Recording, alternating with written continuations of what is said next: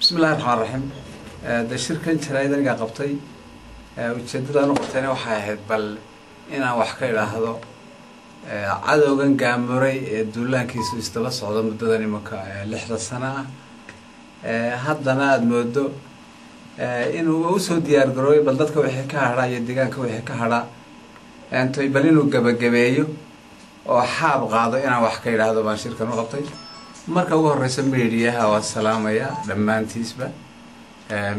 dhamaantiisba haddaan hadalkayga bilowdo waad ogtihiin dagaal baa socda dagaalkaasi wuxuu ka socdaa gobolka Cayn ayuu ka socdaa waxa wada maamulka Soomaaliland baa wada oo duulaana waad ogtihiin oo dad boqol ku dhow baa dagaalkii dhaweyto ama ku dhintay ama ku dhaawacmay oo isbitaalada meel walba daadsan oo yaala qodobkaas dhimashada ay dhaawac intaana ka bixin waxaan si gaar ah ugu mahadnaqayaa dhakhaatiirta reer gaalkacyo dadweynaha reer gaalkacyo maamulka gobolka Mudug baan u mahadnaqayaa doorka weyn ee ay ka qaateen dadka sidii ay ula tacaali lahaayeen khsaarahoodu yaraan lahaa ee loo handal gareyn lahaa taasoo aan loo kala harin shacab iyo dawladda taasi waa taa maamulka Soomaaliland muddo dagaalkan waday waxaa la isaga yimid bariya booxba waa la iska soo kaxaystay waad ogtihiin oo haddana meelan 10 kilomitir dhamayn bay fadhiyaan wararka aan helaynana waxa weeye inay rabaan gulufkii ugu dambeeyay maatada iyo carruurta ay kaga saar lahaayeen meesha inay soo qaadaan waan ognahay anaguna taa diyaar baan u nahay waxaan isleeyahay wixii khasaara ee kii hore ka dhashay iyo wixii kan ka dhashay ee labada dhinacba ah ila dadku waa Soomaaliyeed inay iyaku qaadi doonaan arrinta waxaan ogeysiinaynaa caalamka ururka IGAD khaasatan dawladaha dariska ah ee influence-ka ku leh arrimaha Soomaaliya maanta inta jaamacadda Carabta ururka IGAD midowga Afrika iyo adduunyada dhan khaasatan waxaan maqlayay wasiirro ka socda dawladda Holland oo yimid Hargeysa waxaad muddo taas lafteedu inay sii shidayso oo ay bitroolka ku sii shubayso dagaalka socda waxaan oran lahayn waxaanad caawimada ku bixinaysaan ee aad leedihiin maamulkaas Hargeysa dadkiisa wuxuu qabanayaa war waxana lagu leeyahay waa waxa technical la siisanayo waxa rasaas la siisanayo waxaan beesha caalamka ka codsanayna dawladdaas inay ku soo rogto cunaqabatayn oo ay joojiso dhaqaalaha ay siinayso mar haddii hadafkii iyo barnaamijyadii horumarinta laga gudbay oo calaad loo isticmaalayo haddaan taa la joojin waxay noqonaysaa de hadhow caalamku inuu u gudbo disaster baa dhacay qaxooti baa dhacay halkana dhacay oo taasina ay expensive ku noqon doonto dawladda ku meel gaarka ah ee Soomaaliya waxaan ka codsanaynaa inay dadkan la soo gaadho dhaqaale degdeg ah inay soo dirto hay'adaha caalamiga inay dhakhaatiirta soo dirto in sidii dadkan loo badbaadin lahaa ay soo gaadho maamulka Soomaaliland waxaan leeyahay meesha guuli ma taalo dadkani waa dad Soomaaliyeed laba dhinac ka wadaan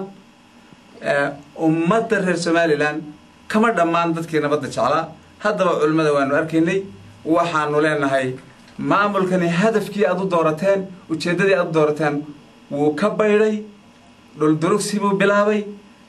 qabiil buu taageeraya reerkiisu taageeraya waad aragtaan waa reer waxa hawshan wada waa dhul durugsi maamul maaha magaaladan Buuhoodle iyo gobolkan Cayn dadka jooga way ka go'an tahay inay isdifaacaan oo aan la qabsan oo aan masiirkooda la hantiin waxaan leeyahay markaa war wiilashina qabsada waarinta hadhay intii tagi karaysay dulmi xaqdarro ku dhimatay way tagtay waad u jeedaan maanta maxaabiistii baan soo daynay maxaabiis dagaal bay ahaayeen waanu cafinay mudankooda anaguna waanu garanay idinkuna waad garanaysaan arrinta waxaan ugu dhawaanaynaa ilaahayna waanu ugu dhawaanaynaa Soomaaliyana waanu ugu dhawaanaynaa dalkani ma kala go'ay ujeedada dagaalkan anagu waanu garanayna waa dhul durugsi hatta Soomaaliyeednimo ma waa qabiil doonaya anaga dhulka yaga inuu hantiyo oo qabsado suuroobi maysa taasina annaka laftayda waxaanu si diyaarinaynaa gulufkii ugu dambeeyay ee aanu goobka inay gar ku tagalayn taas hadda naga go'an oo aanu isu diyaarnaa idinkuna waa noognahay waxaad isku diyaarinaysaan haddii aan soo noqdo oo arrimaha ka soo noqdo dhulka waxa ka jiray barakac baa ka jira waxa ka jira biyo yaraan baa ka jirta beesha caalamka iyo ummadaha islaamka iyo aniga dadkayga markaan leeyahay waad garanaysaan waar waxaanu leenahay cadowgan hana laga soo gaadho waxaanu leenahay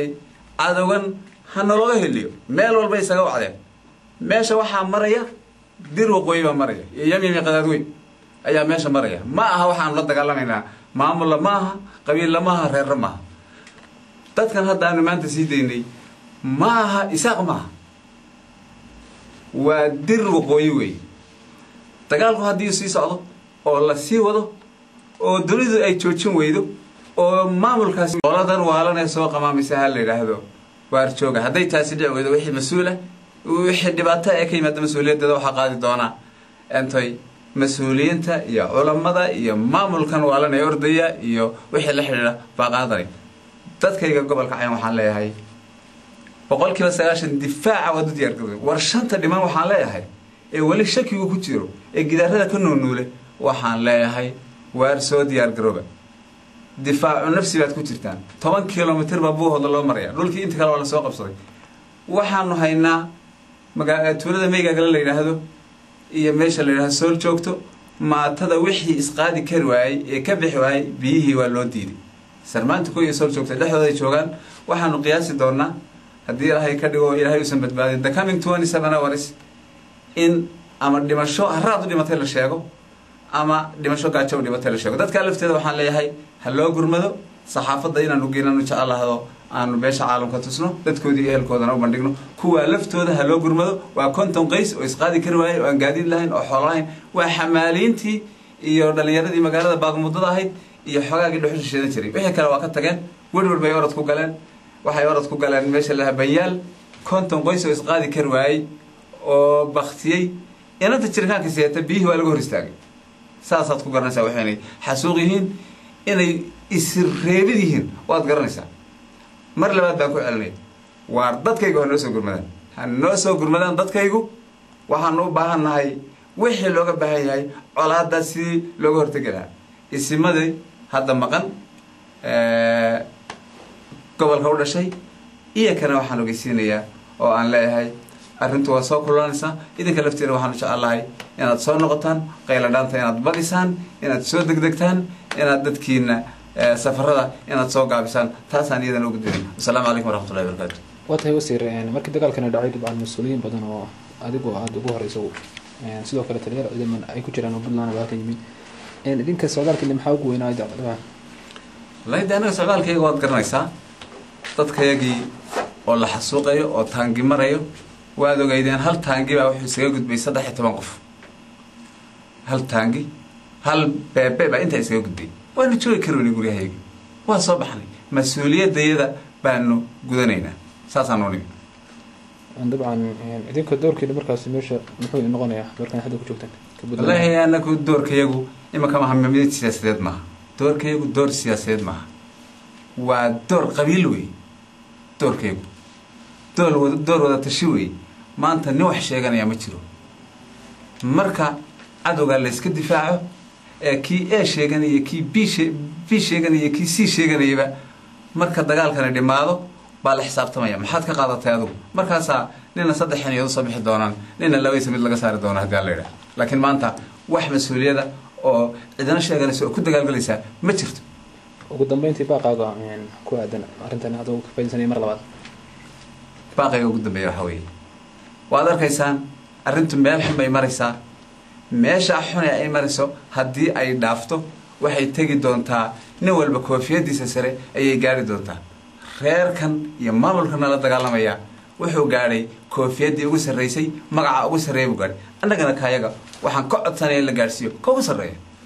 warbaahinta qaar baa qodaysa wasiir in adigu markaa safarkaaga halkaan ku timid u macneeyay inaad xilkaas maamulka Puntland oo haysaas kaga digtay xataa inta kale kama degin kamana degi doono qorshahan iguma jirto waxaanu si diyaarinayaa haddii aan la yiraahdo teeramka dambe kabinetka inaan galo baabana si diyaarinayaa kama degin laakiin waxaad madawar baahinaa waxaas kala qoraya inay dhabar jabin yihiin oo ay doonayaan ama inaan wax sheegano oo kuwa wax kale sheeganay ay didaan ama ay doonayaan in ay dagaalka naga saaraan oo nawiiqaan bay doonayaan kuwa waxa qoraya waxaan leeyahay warbaahinta iska daaya aniga lamaydan hadal cid kale xogaal oo aan wada sanay lamaydan hadal waar kabinetka dambe aan si diyaarinay haddii alla ka dhigo barnaamijkii aan hadda ku jira